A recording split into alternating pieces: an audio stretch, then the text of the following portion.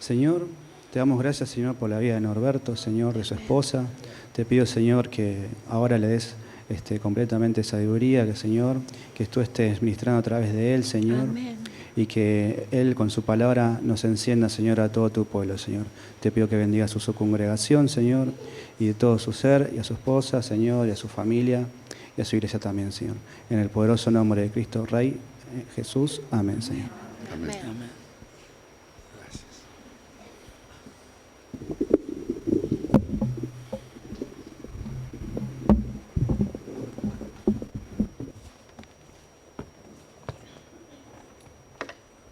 Buenos días, hermanos, ¿cómo les va?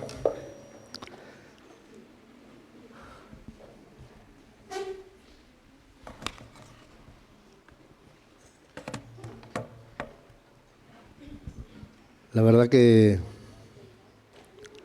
siempre me ha gustado estar acá. No sé si a ustedes les gusta que yo esté acá, ¿no?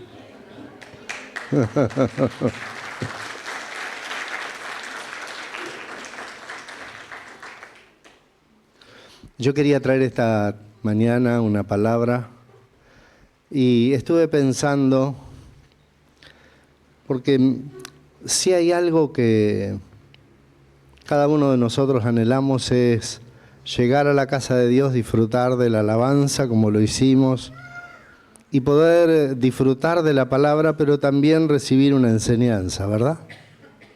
Es lo que cada uno de nosotros me parece que anhelamos.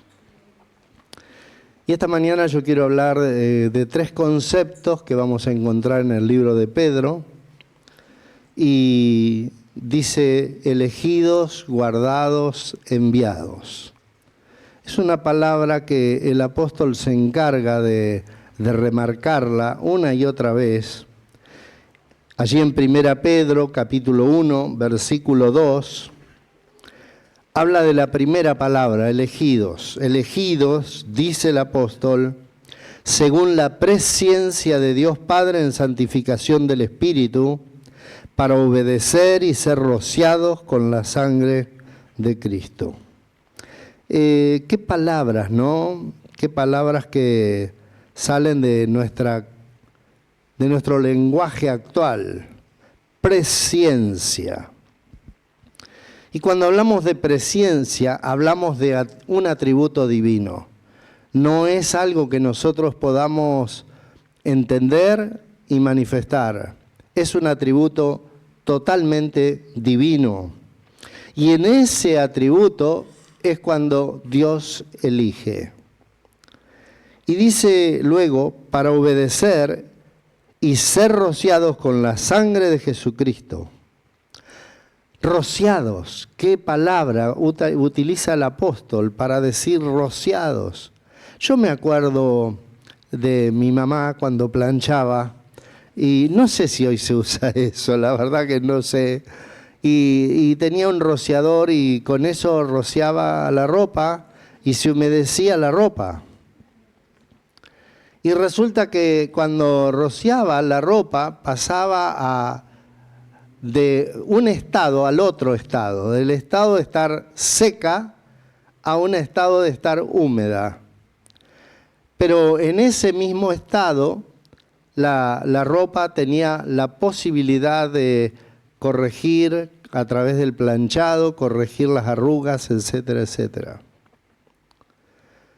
Cuando el apóstol Pedro habla de rociados, yo no sé si habrá visto a su mamá hacer lo mismo con la plancha, pero utiliza una palabra que es extraña, ¿verdad?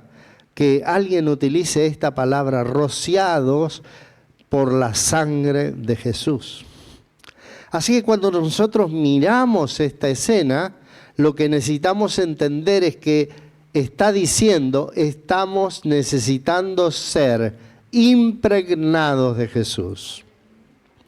La Biblia nos cuenta que el Señor murió y resucitó. Y Jesús dice, era necesario que esto ocurra. Que esto ocurra para que la vida del cristiano florezca. Y cuando dice el apóstol, necesitamos ser rociados por la sangre de Jesús, está hablando acerca de esa condición en la que necesitamos ser impregnadas de Cristo. Ya no el Cristo que estuvo sobre la tierra haciendo milagros, sino el Cristo que un día murió, fue a la cruz, derramó su sangre y nos dio la posibilidad de que vos y yo podamos tener vida y tenerla en abundancia. Ese es el Dios que tenemos, el que nos ama. Ahora, cuando la Biblia nos dice que somos elegidos según la presciencia, habla sobre predestinación. Es una palabra que se utiliza muy poco, pero que hace falta que en poquitas palabras lo digamos. Dice la Biblia que fuimos predestinados, es decir, fuimos elegidos. Ahora, ¿por qué no se comprende esta palabra fácilmente? Porque muchos dicen, bueno, total, ya están los elegidos, ya está. No, no es así. En ese conocimiento de la presencia de Dios, Dios, dice la Biblia, nos ha escogido desde antes de la fundación del mundo. Cuando mamá queda embarazada, nosotros podemos tener algunas características. Hay aparatos que muestran al bebé con una ecografía y entonces la mamá le pregunta al médico y le dice ¿qué es? ¿Es varón? ¿Es mujer? Y ahí se entera de qué va a tener esa mamá. Así que ahí no hubo presciencia, ahí no hubo conocimiento anterior. Ahí hubo un uso de la tecnología que permitió ver a mamá en su embarazo y poder detectar qué es lo que había en su interior. Cuando Dios nos elige por presciencia antes de la fundación del mundo. Antes de que cada uno de nosotros naciéramos. Antes de que tuviéramos de alguna u otra manera un estado en el que pudiéramos razonar. Antes de todo eso, antes de la fundación del mundo, antes de que el Señor diga hágase la luz, dice la Biblia que Él nos escogió. Predestinación. ¿Pero por qué nos escogió? Nos escogió porque en esa presciencia de Dios, Él podía mirar a través de los siglos y saber quiénes un día le iban a aceptar y quiénes le iban a rechazar.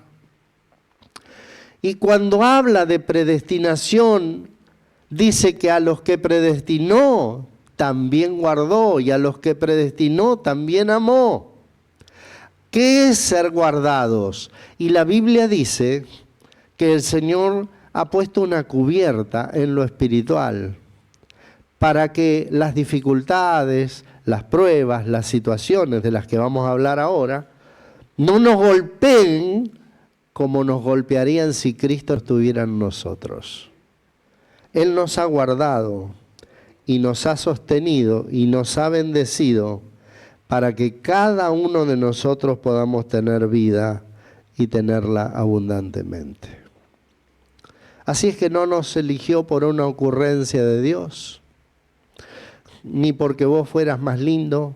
Míralo al que está al lado tuyo y fíjate qué lindo que está, qué linda que está. Ahora decirle, no te eligió por ser linda o lindo. Te eligió porque un día lo ibas a elegir a Él. Y Dios lo sabía. Así que en esa presciencia de Dios, Dios elige a las personas. Y en este caso para el servicio. Y Dios elige a Abraham en Génesis 12, versículo 1 y 2. Comienza con una palabra que es difícil de poder entender. Porque cuando nosotros queremos que haga algo a alguien, le decimos, mirá, vení, vos tenés condiciones, yo quiero estar. No, la palabra que recibió de Abraham es, andate, vete. Vete de tu casa, de tu parentela, de lo que vos conocés. Andate de tu barrio, andate de todo lo que para vos es común, atractivo y agradable y te has acostumbrado a eso, quiero que te vayas de ahí. Miren cómo lo llama Abraham. Andate de la casa de tu padre a la tierra que yo te voy a mostrar, y haré de vos una nación grande y te bendeciré y engrandeceré tu nombre y serás bendición. Si hay algo que Dios está anhelando de nosotros es un espacio. Poné tu mano así, mira, por favor, un momento. Ahora cerrala. Ese espacio que conservás es el que Dios quiere y es el que Dios va a hacer que bendiga tu vida. Porque Dios quiere hacer cosas grandes. Pero ¿sabes qué? Cuando vos cerrás la mano y volvés a abrir la mano, no ves nada. Porque lo espiritual no se ve. Lo espiritual es lo que actúa en nosotros de una forma tan natural que nosotros vamos modificando, corrigiendo, haciendo cosas nuevas y diciendo, uy, estaba haciendo esto, pero esto ahora no me agrada. Y un día tomaba alcohol y hoy lo dejé, y no sé cómo lo dejé, pero lo dejé. Y hoy me doy cuenta que cosas que hacía me hacían perder el tiempo y me hacían ir la vida sin que yo me diera cuenta. Y era mi vida, ese era el catálogo que yo tenía para funcionar.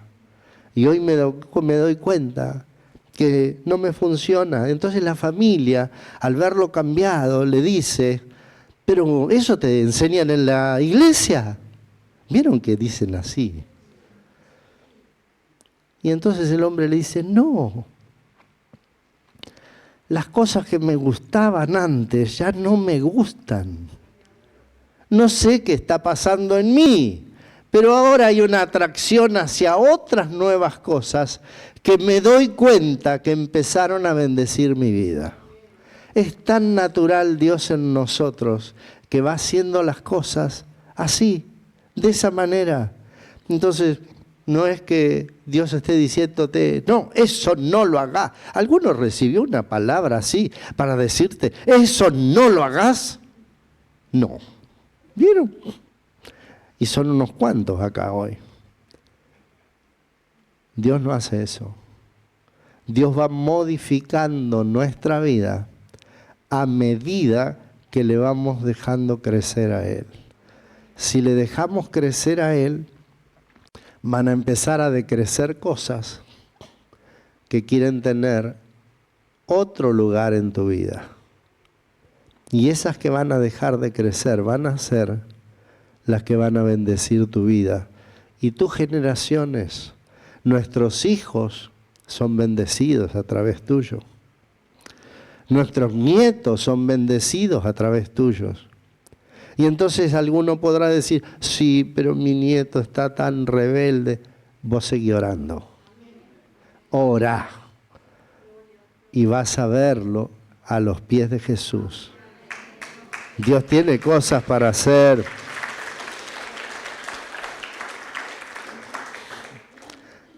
¿Saben? El momento de la conversión de Saulo de Tarso, estoy seguro que todos la conocen. Y en el momento en que venía Saulo, que venía caminando, y de repente, dice la Biblia, cayó una luz que cegó su vista, su visión, cae al piso y Dios charla con él. Fue muy diferente al llamado que Dios le hizo a Abraham. Fue muy diferente al llamado que nos hace Dios a cada uno de nosotros. Hoy el jovencito que compartía la palabra dijo, parece una música de jazz, ¿no? Mi vida, mi testimonio. Porque Dios nos llama de manera diferente a cada uno de nosotros. No hace falta algo espectacular, no esperes una estrella que cae y llega y golpea la tierra y vos decís, ¿qué es esto? Y la estrella te empieza a hablar para decir, entregate a Cristo. No lo esperes porque no va a pasar. No va a pasar. Porque Dios nos ama de la manera en que somos. Y nosotros somos elegidos en forma natural. Decirle al que está al lado, no esperes cosas grandes. Dale.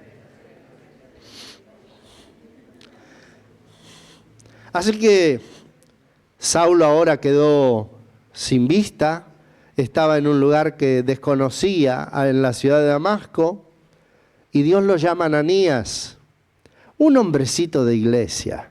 Decile al que está cerca, decile, lo llama porque es un hombrecito de iglesia, decíselo. ¿Cuántos hombrecitos de iglesia tenemos hoy? Aunque sean mujeres, ¿eh? ¿Cuántos tenemos? Mujer, varón. Bueno, ahora prestemos atención, porque lo que viene ahora es lo que Dios le va a decir a un hombre que se llama Ananías. Y dice así, miren la Biblia, Hechos 9, 13 al 15 dice, Dios manda a Ananías, y entonces Ananías respondió, Señor, porque el Señor le dijo, anda a verlo a Saulo. Señor, he oído de muchos acerca de este hombre, cuántos males ha hecho a tus santos en Jerusalén, y aún aquí tiene autoridad de los principales sacerdotes para prender a todos los que invocan tu nombre. El prejuicio, queridos hermanos, forma parte de nuestra vista, forma parte de nuestro oído, forma parte de nuestros sentidos. ¿Saben que de lo que más nos cuesta desprendernos a nosotros es de nuestros sentidos? Si no lo veo, no lo creo. Si no toco, no existe. Ese es el mundo de nuestros sentidos. Así que nosotros juzgamos de acuerdo a lo que nosotros vemos, a lo que nosotros oímos. Pero hay una ley que se manifiesta en nosotros que no tiene que ver con el mundo de nuestro conocimiento en cuanto a los sentidos, sino nuestro discernimiento en lo espiritual. Dos cosas diferentes, dos mundos distintos. Ahora, ¿Ananías estaba diciendo algo que no era correcto? Era correcto. Porque había causado muchos males, había matado gente, Saulo. Había puesto muchos presos por predicar la palabra. Tenía razón, claro. El problema era que Dios le estaba hablando y mandándole a una misión, y él dice, no, Señor, a lo mejor vos no te enteraste. Él mandó gente a la cárcel. Señor, a lo mejor no te diste cuenta, yo quiero contarte, Señor, que ha traído muchos males al pueblo de Dios. ¿Sabes que a veces nosotros tenemos esta charla con Dios? Señor, pero no entiendo por qué me pasa esto. Señor, pero no entiendo por qué perdí el trabajo si yo estaba haciendo todo bien. Señor, no sé por qué a mi familia, por qué se me enfermó la tía. ¿Por qué se me enfermó mi mamá? ¿Por qué estoy atravesando esta situación? Señor, ¿no viste la situación de mi tía? ¿No has visto la situación de mi mamá? ¿No viste las situaciones que estoy atravesando? Y si el Señor te estuviera contestando, te diría, viejito, lo vi todo. Y Ananías le decía al Señor, Señor, nos trajo muchos males, que no nos traiga más males este hombre. Y la respuesta del Señor, que Él todo lo conoce, todo lo sabe, es, en el versículo 15, el Señor le dijo, ve, porque instrumento escogido me es este para llevar mi nombre en presencia de los gentiles y de reyes y de los hijos de Israel.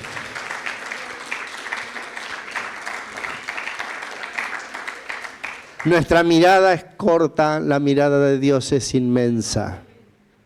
Y cuando el Señor te mande a hacer algo, y cuando vos sientas en tu corazón que tengo que hacer esto, no mires lo que vos tenés y vos decís, yo no puedo esto, yo no voy a poder hacer esto, porque tus sentidos te van a decir las limitaciones que tenés.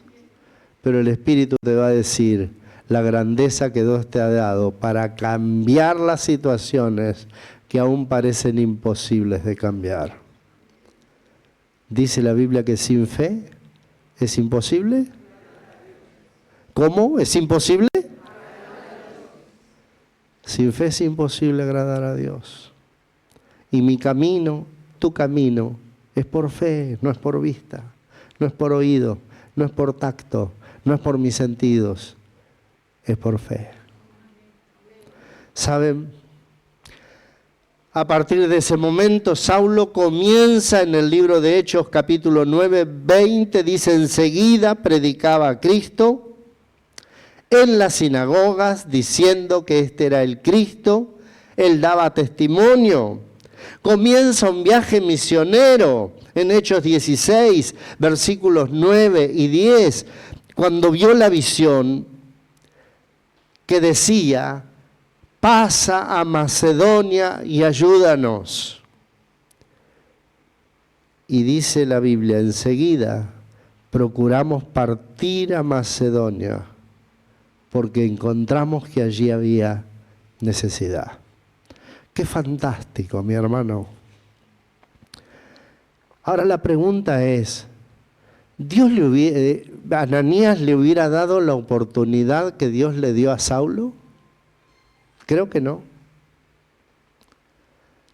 ¿Vos le darías la oportunidad a alguien?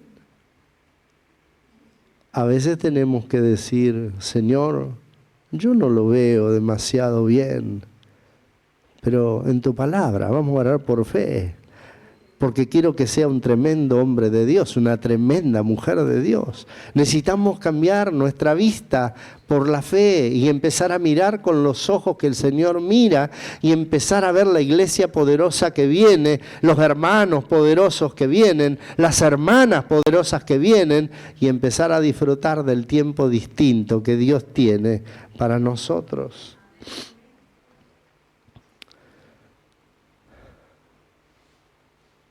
Dado que Dios nos llamaba para que le enseñásemos el Evangelio. Estaba durmiendo Saulo, que ahora era Pablo. Y cuando está durmiendo ve una visión, un hombre macedonio que lo reconoce y le dice: pasa a Macedonia y ayúdanos. ¿Cuántas veces a lo mejor el Señor nos está hablando sobre las necesidades de otros? ¿Cuántas veces a lo mejor el Señor puso en tu corazón o en el mío? ¿Por qué no le hablas al vecino de al lado? Me vuelve loco con la música, me vuelve loco con los ruidos, me vuelve loco. Es un mal educado. Y necesitamos pasar, no a Macedonia, a la casa del vecino, para decirle: vecino, quiero decirle algo, Dios lo ama. Y lo saludás y te vas. Y esa palabra empieza a trastocar su vida íntima, y un día te golpea las manos y te dice: a ver, vecino, usted me dijo que Dios me amaba, ¿por qué me ama? Y empezás a hacerle conocer todo lo que Dios tiene para él. Dios quiere hacer cosas grandes con tu vida, ¿te lo dije? Ahora tocámelo al que está al lado y decirle: Dios quiere hacer cosas grandes con vos.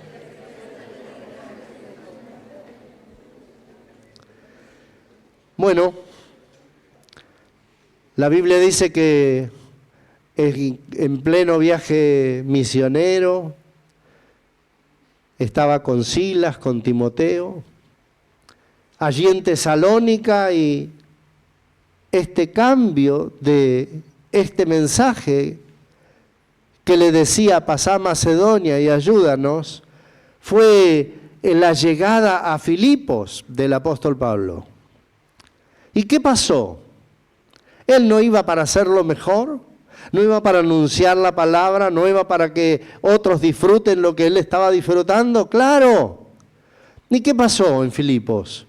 Lo metieron en la cárcel, lo azotaron, lo golpearon, y estaba con Silas. ¿Y qué hacían? Yo te voy a decir en la intimidad lo que hacían. ¿Para qué habremos venido acá?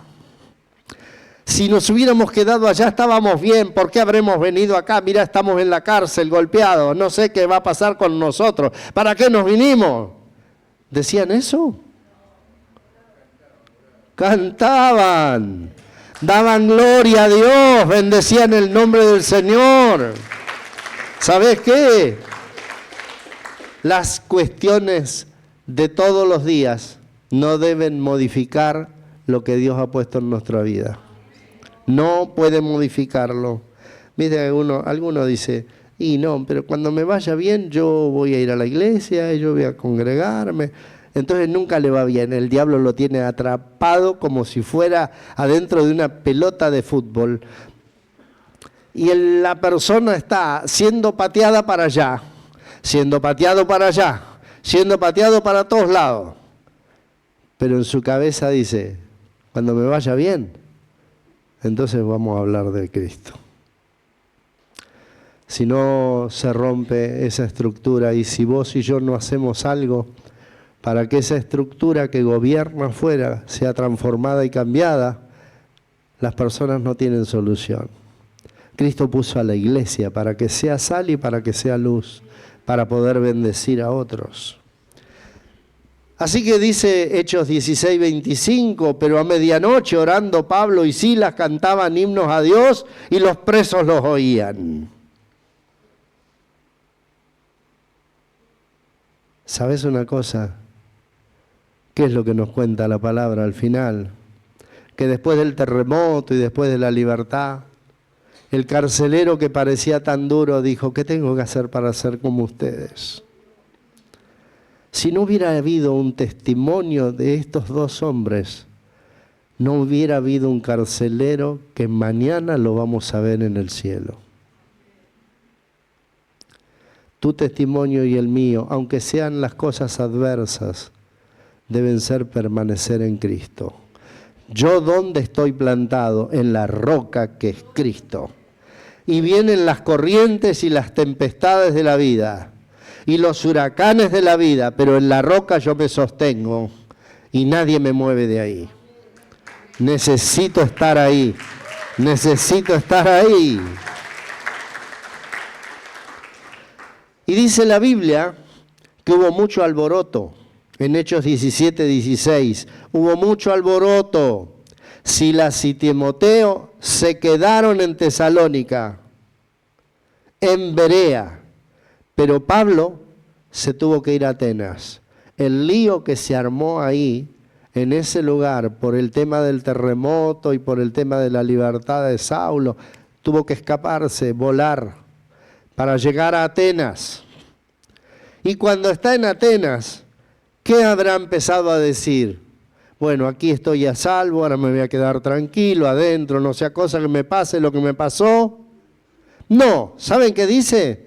En Hechos 16:17, dice, Silas y Timoteo quedaron en Tesalónica, en Berea, mientras Pablo los esperaba en Atenas. Su espíritu se enardecía viendo la ciudad entregada a la idolatría. Él no se quedó en casa guardado. Él empezó a recorrer las calles, empezó a mirar, empezó a visitar los templos y cuando vio los templos, caos, todo idolatría, todo idolatría. Y dice la Biblia que se puso contento, ¿no? Dice que se puso contento, Pablo. Se enardecía adentro. Dice, no puede ser. Alguna vez dijiste, no puede ser una cosa como esta. Es lo que pasaba con él. Y entonces tuvieron que llamar a los compañeros para continuar el viaje y para empezar la ruta de lo que propósito que Dios tenía. Nosotros también elegimos, hermanos, porque fuimos creados a imagen de Dios. No elegimos como Dios elige. Hay una fotito que vamos a poner ahora. Y no elegimos como Dios elige. elegimos de una manera diferente. ¿Pueden reconocer qué tipo de fruta es esa? Naranja de ombligo. Muy bien. Si yo les dijera, ¿por qué no ponemos algunas características de la naranja de ombligo? ¿Cuál pondrían ustedes? El ombligo, no, el ombligo no. Las características de la naranja, ¿qué encuentran en esa naranja? Es dulce, que no tiene semilla y jugosa, ¿verdad? Dijeron. 3 características. Ahora, hagamos este ejercicio. Supongamos que vamos a la verdulería y encontramos que el verdulero ha puesto en oferta 2 cajones, uno de naranja de ombligo, una de naranja común. Las puso y las puso al mismo precio. ¿Cuál elegís? Ombligo. ¿Alguien no elegiría ombligo? ¿Por qué elegirían la de ombligo? Porque un día la probaron antes. Y saben lo que es, y saben cómo es, y saben el sabor que tiene y que no falla. Por eso elegiríamos eso.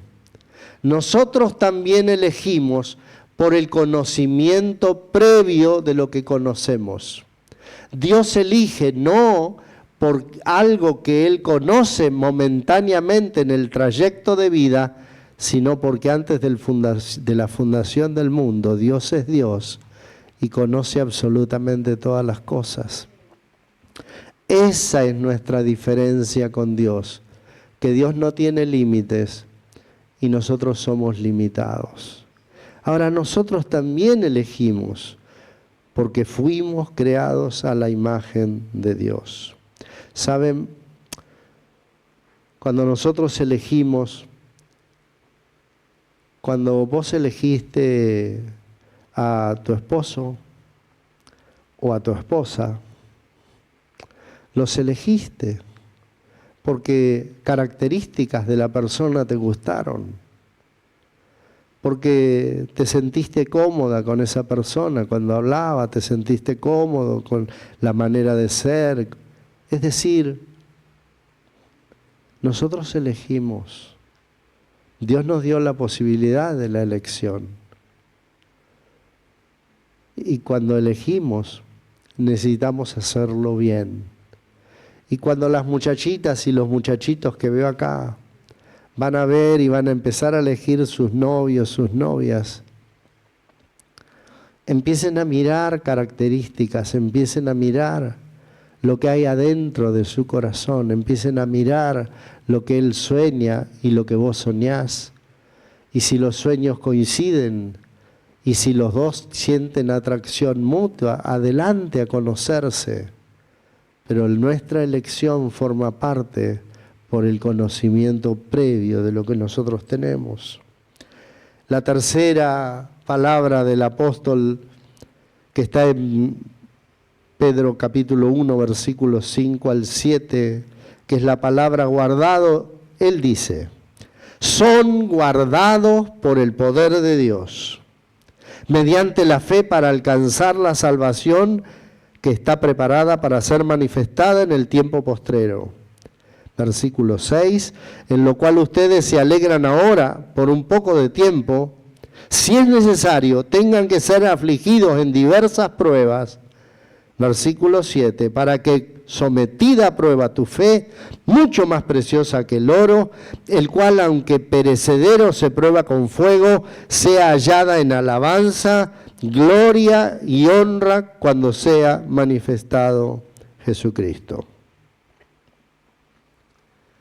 A mí me agrada tanto este pasaje porque evidentemente la revelación que Dios le dio al apóstol la dio para que su iglesia crezca, se desarrolle. Y el apóstol va a utilizar algo que es espiritual a través de un metal que es el oro, que es el más precioso que conocemos en la tierra. Y cuando dice que las pruebas y las diversas pruebas deben ser probadas y deben ser puestas a prueba para que sometida a prueba la fe nuestra sea hallada en alabanza, gloria y honra cuando sea manifestado Jesús. ¿Qué es lo que dice? Menciona el oro. Y entonces vamos al crisol, empezamos a derretir el lingote de oro. Ahora ese lingote de oro tiene muchas impurezas. Hace falta purificarlo. Hace falta que se derrita. Hace falta un tratamiento. Y cuando llega ese tratamiento, entonces es colocado, después de sacarle las imperfecciones, ahora en un molde para que se enfríe. ¿Y cuál es la diferencia del oro que pusimos al oro que ahora tenemos? Es el precio. Este oro era precioso, pero su precio era menor. La calidad del oro era menor. Ahora purificado, su precio es mayor. Quiero decirte, mi hermano y mi hermana, que cuando vos sufrís diversas pruebas, diversas situaciones, Dios está levantando el precio de tu vida. Dios está sacando las imperfecciones, quitando aquello que de alguna manera está estorbando en tu vida, que está molestando, lo está quitando. Está siendo probado y está siendo otra vez llevado al crisol del oro, de lo que Dios tiene haciendo en tu vida. ¿Para qué? Para que el precio sea grande en tu vida. ¿Cuál era el precio que había puesto nuestro querido hermano Ananías? Gracias, querido. ¿Cuál era el precio que le había dado a Saulo? ¿Le había dado algo? Lo mató. ¿Cuál es el precio que Saulo tiene siendo Pablo? Después de vivir las tremendas experiencias que vivió y las pruebas que tuvo que sufrir y padecer, ¿cuál es el precio para Dios? Un hombre precioso en las manos de Dios, haciendo cosas preciosas en las manos de Dios. Quiero decirte que vos sos preciosa para Dios. Vos sos precioso para Dios. Y cuando el Señor está trayendo pruebas, no es porque estés haciendo las cosas mal, es porque está purificando, es porque está levantando tu precio, es porque antes no podías estar trabajando como maestro de la escuela bíblica, no podías liderar, no podías hacer cosas que estaban en tu corazón hacer. Pero cuando el Señor levantó el precio, empezás a hacer las cosas que antes decías, eso no lo voy a poder hacer. Dice 1 Pedro 2:9, con esto vamos a terminar, la tercera palabra que es enviados. Ustedes son linaje escogido, real sacerdocio, nación santa, pueblo adquirido por Dios, para que anuncies las virtudes de aquel que nos llamó de las tinieblas a su luz admirable. Sos linaje escogido. ¿Qué es linaje? Es descendencia. Y yo vengo del linaje porque mis abuelos eran españoles. Y yo vengo del linaje de mis abuelos que eran italianos, y yo vengo del linaje de mis abuelos que eran escoceses. Y Dios, cuando nos compró, trajo un nuevo linaje. No es que esconde el linaje que vos tenés, sino que Él tiene un nuevo linaje ahora. Y ese nuevo linaje, pasado por el tamiz del fuego, para tener un precio diferente en tu vida, lo que va haciendo es que te vayas desarrollando, creciendo, haciendo cosas extraordinarias, cosas, dice la Biblia, que ojo no vio, ni oído yo, son las que vienen del corazón de Dios a tu vida y a mi vida. ¿Querés decirle, Señor, gracias?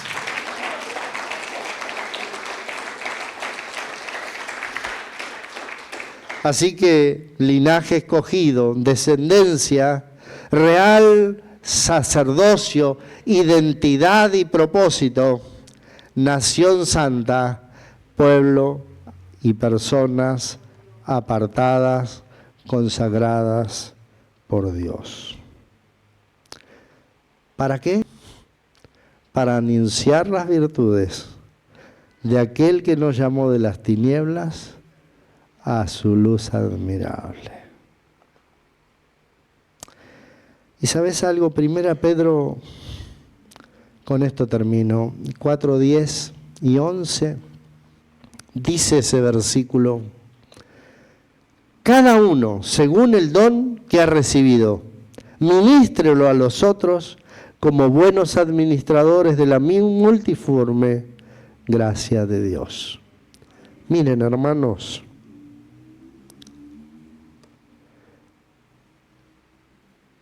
Dios nos ha dado a nosotros tantas cosas. Cosas grandes, cosas no tan grandes, cosas preciosas, cosas que nosotros juzgamos no tan preciosas. Dios nos las ha dado. Cuando vamos siendo purificados vamos descubriendo que lo que no me agradaba ahora me agrada. Que lo que no entendía ahora lo empiezo a entender. Que lo que antes no compartía ahora lo puedo compartir y disfrutar. Son las cosas que Dios nos ha dado. Es la iglesia. Ahora, dice la Biblia que lo que el Señor te ha dado a vos, me ha dado a mí, nos ha dado a nosotros. Dice la Biblia, ministreselo al otro. Y yo quisiera que terminemos, hermanos, y vos busques a alguien y ores por él o por ella. Y ella o él, cuando vos termines, ore por vos. No es una oración, es una ministración de Dios. ¿Me escuchaste, mi hermano? No es una oración, es una ministración de Dios. El apóstol Pedro dice, lo que ha recibido cada uno, ministreselo al otro. Así que algunos dirán, ¿y qué es lo que yo tengo? Y entonces el que no sabe todavía lo que Dios le ha puesto en la mano, dice, yo no sé, pero yo te voy a ministrar lo que Dios ha puesto sobre mí. A lo mejor todavía no aparece y a lo mejor empieza a aparecer ahora. Y empezás a orar por él. Señor, todo lo que vos me has dado, Señor, lo quiero para mi hermana, para mi hermano, multiplicado, multiplicado, Señor. Yo quiero ministrar esta mañana y bendecir a mi hermana, bendecir a mi hermano, y que tu gloria se manifieste en sus vidas. ¿Querés ponerte de pie? ¿Querés buscar a alguien, aunque sea un desorden santo? Total, el pastor no me va a decir nada porque está lejos. Así que desarmá un poco y buscate a alguien, busca a alguien para bendecir a alguien. Habrá alguien que quiera ser bendecido por vos.